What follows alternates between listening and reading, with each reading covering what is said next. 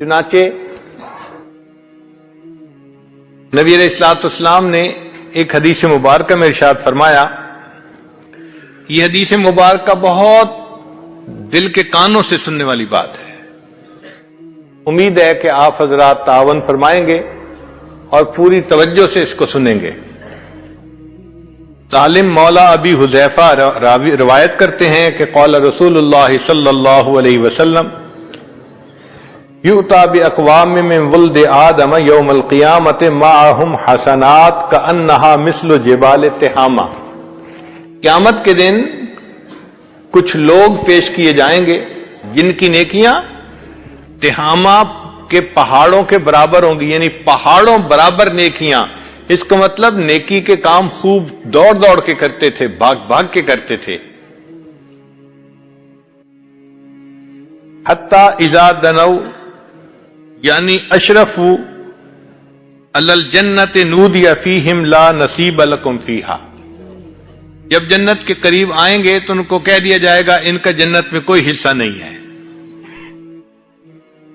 قل تو صحابی کہتے ہیں کہ میں نے پوچھا یا رسول اللہ، اے اللہ کے رسول صلی اللہ علیہ وسلم، جل ہؤلاء القوم لنا حتی نعرفہم، آپ ذرا اس قوم کی کوئی حلیہ بیان کر دیجئے، تفصیل بیان کر دیجئے تاکہ ہم ان کو پہچان تو لیں۔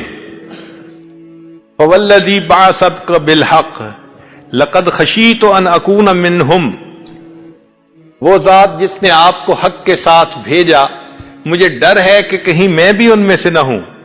فقال، نبی علیہ السلام نے ارشاد فرمایا، اما انہم کانوا یصومون، یہ وہ لوگ ہوں گے جو روزے رکھتے ہوں گے، ویصلون، نمازیں پڑھتے ہوں گے، ویقومون لیلہم، اور راتوں کو تہجد بھی پڑھتے ہوں گے، ولکنہم اذا شرع لہم شیء من الحرام وثبوا علیہ، جب ان کو کوئی گناہ کرنے کا موقع ملتا ہوگا تو وہ گناہ کر لیتے ہوں گے۔ فَأَحْبَطَ اللَّهُ عَزَّ وَجَلَّ أَعْمَالَهُمْ، اور اللہ تعالیٰ ان کے کیے ہوئے عملوں کو ضائع فرما دیں گے۔ اب یہاں چند باتیں غور طلب ہیں کہ یہ وہ لوگ نہیں ہیں جو دین سے بیزار ہوتے ہیں، ان کے اعمال تہامہ پہاڑوں کے برابر نیکیاں ہوں گی، اور یہ صرف فرض نمازیں نہیں پڑھتے ہوں گے، یہ رات کی تہجد گزار لوگ ہوں گے، دیندار لوگ ہوں گے، اوڑھنا بچھونا دین ہوگا۔ مگر مسئلہ کیا ہوگا؟ مسئلہ یہ ہوگا کہ جب گناہ کا موقع ملتا ہوگا تو گناہ سے رکتے نہیں ہوں گے۔ نتیجہ کیا ہوگا؟ اللہ تعالیٰ ان کے کیے ہوئے عملوں کو ضائع کر دیں گے۔ اب ایک طرف تو پہاڑوں برابر نیکیاں ہیں اور دوسری طرف ان کو اللہ تعالیٰ قیامت کے دن ہوا منصورہ بنا دیں گے، مٹی بنا دیں گے۔ ایسا کیوں ہوگا؟ اس کی وجہ یہ ہے کہ یہ اللہ رب العزت کی پوجا کرنے کی بجائے اپنے نفس کی پوجا کرتے ہوں گے، اور یہ اللہ کے ساتھ شرک ہوگا۔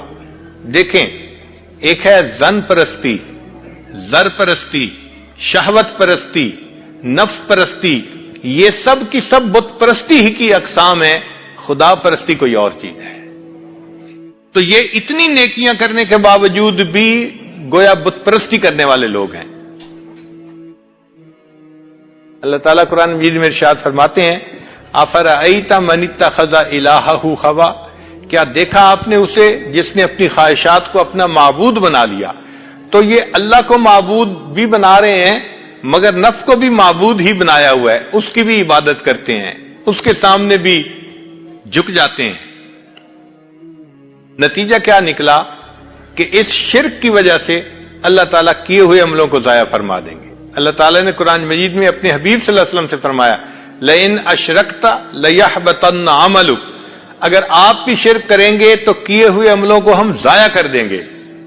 ذرا غور کیجئے، یہ اتنا اہم مسئلہ ہے کہ کی ہوئی نیکیاں برباد ہو جائیں گی اور انسان قیامت کے دن خالی ہاتھ کھڑا ہوگا۔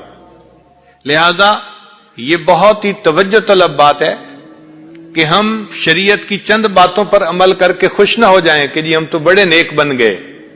دیکھنا یہ ہے کہ پوری شریعت پر عمل کرتے ہیں یا نہیں کرتے، اللہ کے سامنے پوری طرح اپنا سر جھکاتے ہیں یا نہیں جھکاتے۔ اور اگر منمانی کر لیتے ہیں، خفیہ گناہ کر لیتے ہیں، خلوت میں گناہ کر لیتے ہیں، تو اس کا مطلب یہ کہ ہم تو اپنے نفس کی پوجا کر رہے ہیں، جس کی وجہ سے قیامت کے دن پہاڑوں برابر نیکیوں کے باوجود جنت میں نہیں جا سکیں گے، جہنم میں جانا پڑے گا۔